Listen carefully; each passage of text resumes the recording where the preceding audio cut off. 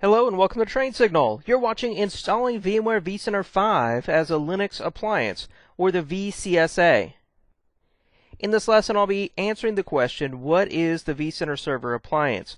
I'll cover the pros and cons to using vCenter as an appliance, and then I'll show you how to deploy vCenter Server 5 using the new appliance mode.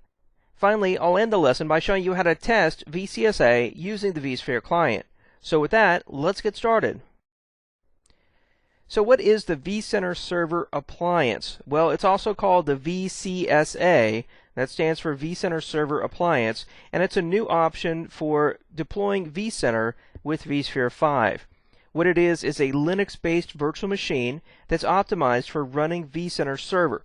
And it has not only Linux pre-installed, but also a version of vCenter that's compatible with Linux and is fully functional, or just about fully functional, in your vSphere virtual environment with vSphere 5.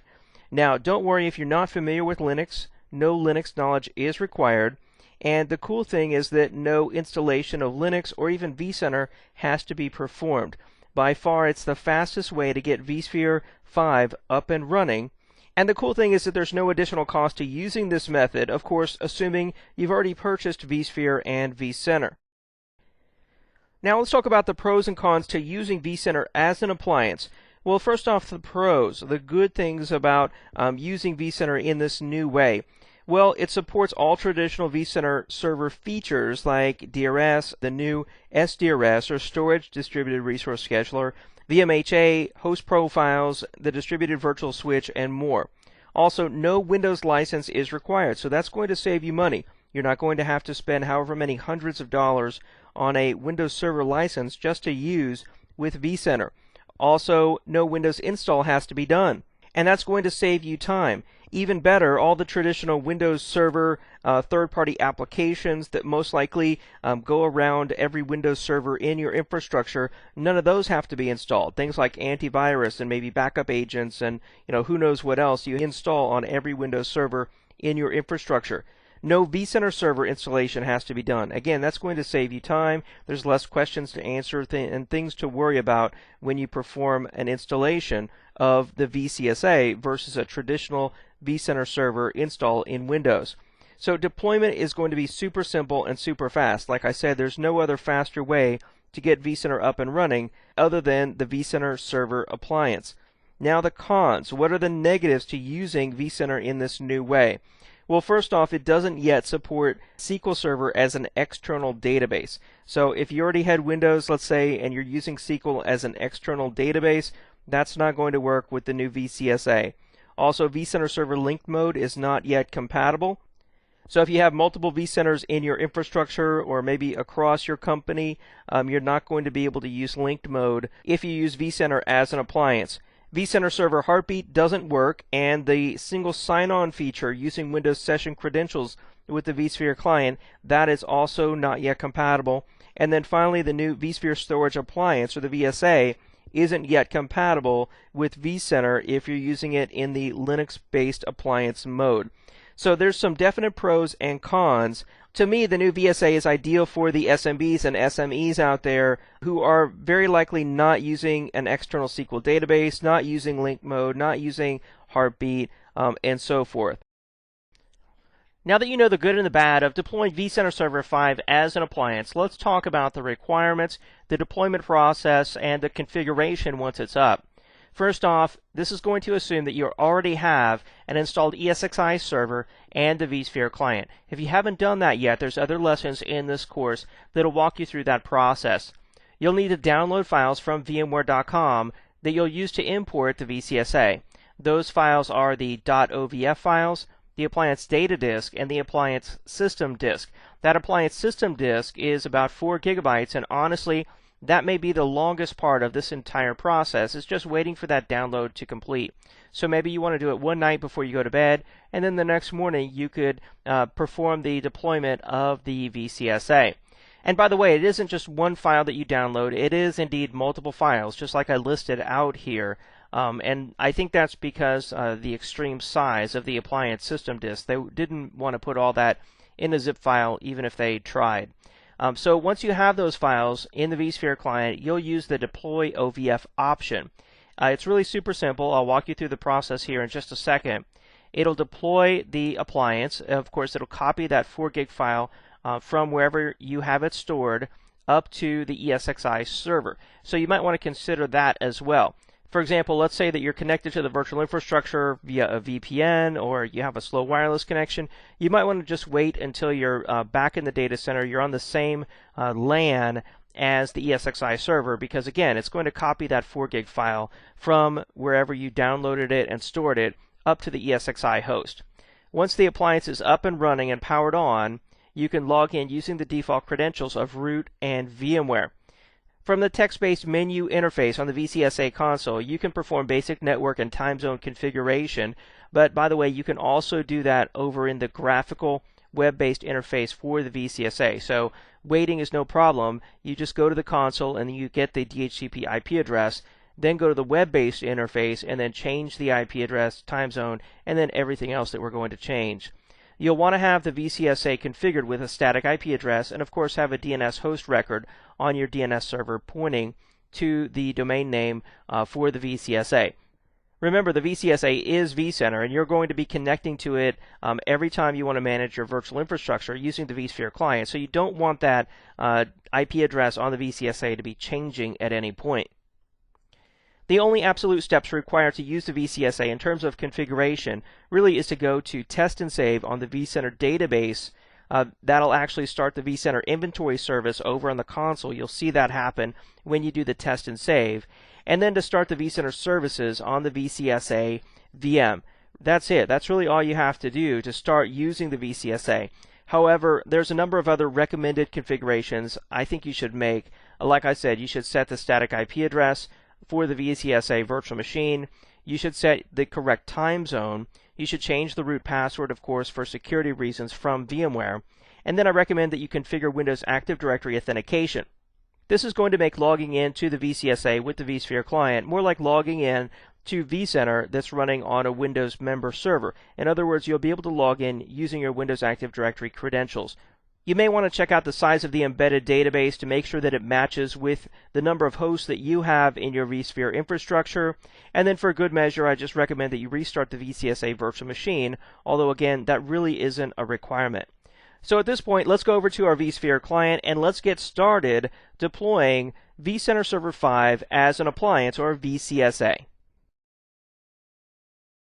To deploy vCSA, I've connected directly to this ESXi 5 server using the vSphere client. So at this point, we don't have any vCenter server installed. We've just got an ESXi server and the vSphere client. So we're going to use this vSphere client and this ESXi host to deploy the vCSA that we can then use to manage this ESXi server as well as other ESXi hosts in the infrastructure. Deploying the vCSA is easy. You just go up to File, and then down to Deploy OVF Template. That brings up the Deploy OVF Template wizard, and what I'll do here is click Browse, and then I'll browse over to this folder where I stored the files related to the vCSA. Notice that it's searching here for only OVF and OVA packages. I can change this to all files, and you'll actually see here that there are 4 files I've got in this folder related to the vCSA, the vCenter 5 Linux Appliance OVF. There's another OVF file here, and actually one just references the other. Then there's the Virtual Appliance Data Disk, and that's actually the smaller data disk. And then there's the Virtual Appliance System Disk, and that's actually the very large, approximately 4 gigabyte VMware Virtual Disk file. So all 4 of these files were downloaded from VMware.com. But if we just search for OVF packages, we just find the one. So I'm going to click on that one OVF file and click Open, and then click Next. So it finds the vCenter Virtual Appliance. You see version 5.0 there. Download size is about 3 gigs. Size on disk will be about 5.5 gigs if thinly provisioned, or about 80 gigs if thickly provisioned. Again, this is the vCenter Server Linux Virtual Appliance, and it runs on SLES, or SUSE Linux Enterprise Server version 11. So I'll click Next here, and then the default name is VMware vCenter Virtual Appliance. I'm just going to call it vCSA to keep the name short, and click Next. Now it asks where we'd like to store it, and I'll store it out on my iOmega SAN. This is an iSCSI SAN, and it's got about 375 gigs available there. I'll click Next, and I'm going to use the thin provisioning option here so that it doesn't take up as much disk space, and click Next. Of course, for production environments, it's more likely you'd want to use the thickly provisioned option. At this point, we're ready to complete the deployment. I'm going to check here that I want to power it on after deployment automatically. I'll click Finish. Okay, at this point we're deploying the vCSA. As you can see, it's going to take a little while to copy such a large file, the 4 GB application virtual disk, across the network from my local computer up to that ESXi host. So I'm going to pause the video recording, and I'll be right back as soon as it's completed. With the deployment complete of the new vCenter server virtual appliance and the vCSA already started, you can see it right here. We can click on it. We can tell it's already powered on. Its guest OS is Novell SUSE Linux Enterprise 11 64-bit. It's got 2 vCPUs and it uses 3.6 gigs of memory. It got an IP address here, I'm sure via DHCP. I can tell because that's not an IP address I assigned to it. So it booted up successfully, got an IP address via DHCP, but it still needs some configuration, and of course we want to put a static IP address on it. So to do that, I'm just going to go down here and click on Open Console. So here's what you see when you come to the vCSA console for the first time. You can see this is the VMware vCenter Virtual Appliance. You see the version, you see the build number, and it says there to manage your appliance, please browse to HTTPS, and it has the IP address there, :5480. So that's the port number you need to use. But what we're going to do is to change the IP address from a dynamic or a DHCP IP address to a static IP address right here using the command line interface. And I should point out this is actually something you can do in the GUI interface as well. So you can do it in either place. And we'll be going to the GUI interface in just a second. We also get a quick start guide there that says to get vCenter server, the virtual appliance, up and running quickly, go to the website, accept the end user license agreement, go to the vCenter server tab, select the database, enter your database connection information, navigate to the vCenter server tab, and click on Start vCenter. So basically what they're saying is, in just a few steps there, you can get vCenter Virtual Appliance up and running and start using it to manage your virtual infrastructure. And those are the steps that we'll follow here in just a second. But first I want to show you, you can configure the networking here by using the arrow keys. So I'll go down and I'll press Enter on Configure Networking. And then I'm just going to answer a series of questions here related to the networking. So it says, do you want to use a DHCP server instead of a static IP address? The default is yes. I'll say no. And then I'm going to enter my new static IP address, 10.0.1.248. I'll take the default network mask, default gateway. I'm going to change the DNS server to my local DNS server. And then I'll put on a secondary DNS server as well. I'm going to give this a host name of vcsa.wiredbraincoffee.com. A proxy is not necessary to reach the internet. There we get a final confirmation. I'll press Enter and say yes, and then the IP address has been changed on the server. Now we should go over to our DNS server and create a host record for the new vCSA with the new static IP address. So let me go over to my DNS server. Alright, here on my Windows 2008 DNS server here where it says Wirebrain Coffee Company, that's the forward lookup zone. I'm just going to right click and go up to New Host, and I'll type in vCSA, and I'll just quickly enter an IP address here, 10.0.1.248. We added the host.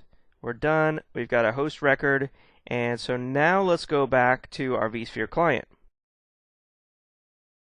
Okay, at this point we should be able to use the DNS name that we created to reference the vCenter Virtual Appliance. I'm going to open my web browser and let's give it a try.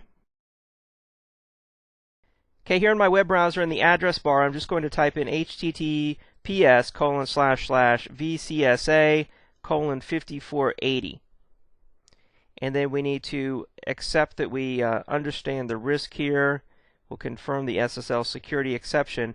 And now here we get a login prompt for the new vCSA in our web browser. So here again, I'll log in as root, and the default password is VMware. I'll click Login. And then just like the quick start guide said, we need to accept the end user license agreement. After accepting the end user license agreement, let's go up here to the vCenter server tab and then down to database. This is our first stop in the vCSA configuration, and it's here that we can choose from the different types of databases that vCSA can use. So we have the option to use the embedded DB2 database. This is already pre-configured, and really all you have to do to make it active is just test it and then click Save Settings. You also have the option to use external databases like Oracle or DB2. Notice that there is no Microsoft SQL external database option at this time. Hopefully that's something that will come later. In our case, we're going to use the embedded database, which actually scales very large, all the way up to 400 hosts or even more. And to do that, all we need to do here is click Test Settings. It says the operation was successful, and I'm just going to click Save Settings to ensure that everything is copacetic here and we're good to go. Okay, again, the operation was successful. Now, something that's optional that you don't have to do, but I recommend that you do, is to go to the Authentication tab and then to Active Directory. Now here, by enabling Active Directory, you can actually make the vCSA function just like your Windows-based vCenter server functions in terms of how you can log in. With Active Directory enabled, you can log in using your Windows username and password just like you do on the vSphere client when you connect to a Windows-based vCenter server. So on the Windows Active Directory, you would create an Active Directory group, and then you would add your vCenter or your virtual infrastructure admins to that group. Of course, you can create other Active Directory groups, and whatever groups you define, then you'll need to go into the vCSA by connecting directly to it using the vSphere client with the root username and password, and then set up those Active Directory groups to be allowed to administer the virtual infrastructure. So I'll be showing you how to do that here in just a minute, but the first thing we want to do is to add our Active Directory information here. In my case, it's the wiredbraincoffeecompany.com, and then the administrator username and password. I'll click Save Settings here. It tells us the operation was successful, and then any change to the Active Directory configuration requires the stop and start of the vCenter server to take effect. Now I'm going to be doing a full reboot here in just a second, but first I want to go over to the vCenter server tab again, and then go into the status. And then notice here that we're using the embedded database and the service status is stopped. So what we're going to do here is to click Start vCenter. And the first time you do this, this might take like a full 1 or 2 minutes. It can take a little bit of time. Okay, now it says our status is running and the operation was successful. At this point, we should be able to log into the vCSA using the default root username and password. But before we do that, I want to give you a brief tour of what the vCSA can do. Then we'll perform a reboot. We'll log in using the root credentials. We'll configure the Active Directory groups. We'll add those to vCenter, and then we'll log in using our Windows Active Directory username and password. So starting from left to right here, you see the vCenter server tab. You saw the end user license agreement. You saw the status tab. You saw the databases section here. Let's go into settings. And inside settings, this is where you can tell the vCSA the approximate size of your virtual infrastructure so that it can optimize itself for that type of environment. It says that a small inventory is less than 100 hosts and a large inventory is over 400. So that tells you how much the vCSA can scale. It's not just for small and medium-sized businesses. It can scale to virtual infrastructures that have over 400 hosts. So it's here that you would reconfigure that and then save settings. We can go into administration here, and currently the default root password, it says administrator password, but the default root password is VMware. And that's definitely something you want to change. So here I'll type in VMware as the current administrator password, and then I'll set my own administrator password. I'll click Change Password here, and it says the operation was successful. Notice you can also connect to the vCSA using SSH, and that can be enabled or disabled from here. It's actually enabled by default. Now let's go up here to the tabs, and we'll start with the Services tab. Here you can see the status of the vCenter services, and you can also do start and stop from here. So we've got ESXi syslog. That's right, vCSA can be used as a syslog server for your ESXi host. It also supports network core dumps, and it also supports ESXi auto deploy. So we've got another lesson in this course on auto deploy, and the vCSA is compatible with that. And by the way, the vCSA also provides the vSphere web client server portion. So you don't have to install something separate on your Windows server to support the new vSphere web client. You can actually use the web client as long as you're using the vCSA, and it's automatically running and installed by default. From here you can look at the syslog services, you can look at the net dump information and the auto deploy information. And then now let's go up to the authentication tab. You can see the status of the authentication. From here we've enabled Active Directory. We're not using NIS. We can go to network, and it's here that you can configure the IP address underneath address. You can actually use this instead of the text-based console that we used to configure a static IP address for the vCSA. If I go to system, it tells you information about the vCSA, and it's here that you can reboot or shut down the vCSA. You can also configure the time zone for the vCSA from here, which is something I recommend you do. Let's see, in my case, I'm in America and Eastern Time. There we go. I'll click Save Settings here, and we configure the time zone. We can also go to Update, and this Update tab and the settings associated with it, this is actually where you would configure the vCSA to check for updates automatically, and even to download updates automatically to the vCSA. It's really cool in the sense that you don't have to download vCenter manually and then do the install. It can actually keep itself updated. If we go into Upgrade, the Upgrade tab is actually where you would perform a manual upgrade. So you would download the new version of the vCSA, then you would perform a manual import through this interface to upgrade the vCSA. Alright, so that's all the different tabs across the top. At this point, let's go ahead and go into System, and I'm just going to click Reboot. I'll say yes, I want to reboot the vCSA. And it says please wait for the system to reboot, or click Cancel to log out immediately. Let's go over to the vCSA console. And here you can see that vCSA is actually rebooting.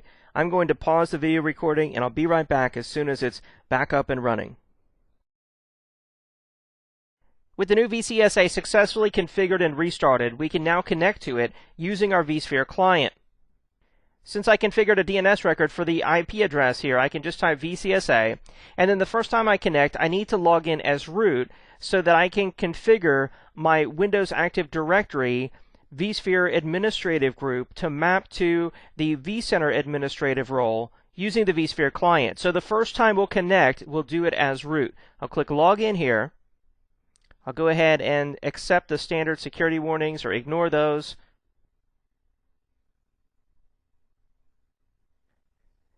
And here we go. We successfully connected to our new vCenter server that's running as a virtual appliance. On the top here, you can see the host name, vCSA, and it's VMware vCenter Server version 5. So from here, the first thing I really want to do is to go into permissions. And by default here, I just have the root administrator group. So what we want to do so that we can enable Active Directory users to log in who are part of our vSphere administrative group over in Active Directory is we'll right-click right here, we'll go into Add Permission, we'll click Add to add users and groups, and then look at the domain here. So the domain by default is server, which is all the local Linux-based logins. I'm going to do the drop-down here, and here's my Active Directory domain, Wired Brain Coffee. That brings up a list of Active Directory users and groups over on my domain controller. But so far we haven't set up that group I was talking about. So now let me go over to my Active Directory domain controller and let's actually create that group. Here on my Active Directory domain controller, I'm just going to go to Administrative Tools and then open up Active Directory Users and Computers. From here we'll right-click inside Users, I'll go to New, and we'll create a new group. This is going to be a global security group. The group name is going to be vSphere Admins. I'll click OK here. And then let's open up the user David Davis. Actually, let's double check my login name, and it is David at wiredbraincoffee.com. So I'm going to go to the Member Of tab here, and I'm going to add, and then we'll add vSphere admin. So now I'm going to be a member of the vSphere admins group. So unlike whenever you install vCenter over on a Windows server that's a member server and part of that Active Directory domain, where the Active Directory administrators group by default has administrative access to the virtual infrastructure, that does not happen with the vCSA. So that's why you have to do this. Of course, you could add the administrators group over in the vSphere client and effectively have the same thing. But I think a best practice would be to just create a new vSphere admins group and then add whatever users you want from the Active Directory to be members of that vSphere admins group. That way you have a specific group with a specific name, not just every Windows Active Directory administrator. So we have our vSphere admins group. I am now a member of that group. I'll click OK here. So now let's go back to our vSphere client. And to get this list to refresh here, I'm just going to go back to Server, then back to Active Directory. Let's sort this by name, so it should be in alphabetical order. I'll scroll down. There's our vSphere admins group. So I'm going to click on that, say OK here. Notice it added wiredbraincoffee/vSphere admins. Of course, I could have just added David if I wanted to do that right there. I could have just added David. But let's assume we have an enterprise here. We're going to have multiple vSphere admins. We want to be able to add and remove those from that Active Directory group to determine who can administer the virtual infrastructure. So we've got a group here. That makes sense. I'll say OK. So now we've got a group. The role by default is read-only. Let's change that role to administrator. So the WiredBrain Coffee group called vSphere admins will have administrative access to the virtual infrastructure. I'll say OK there. We now have this added. So now let's go ahead and close out our vSphere client. And now let's reopen it. And then this time we're going to connect to the vCSA, but this time I'll log in as David. I'll type my Windows Active Directory username and password there and click Login. And what do we get? We get cannot complete login due to an incorrect username and password. Well, we didn't mess up on our configuration. Unlike a vCenter server that's installed on a Windows server, part of a Windows Active Directory domain, in this case, when you're connecting to vCSA that's using Windows Active Directory authentication, you have to put in the domain. So I'm going to put in @wiredbraincoffee.com and click Login. And there we go. I successfully connected to the vCSA, and you can see down on the very bottom right-hand corner here, I'm logged in as wiredbraincoffee/David. And in fact, I could have entered my domain name just like that, or my username just like that, wiredbraincoffee/David.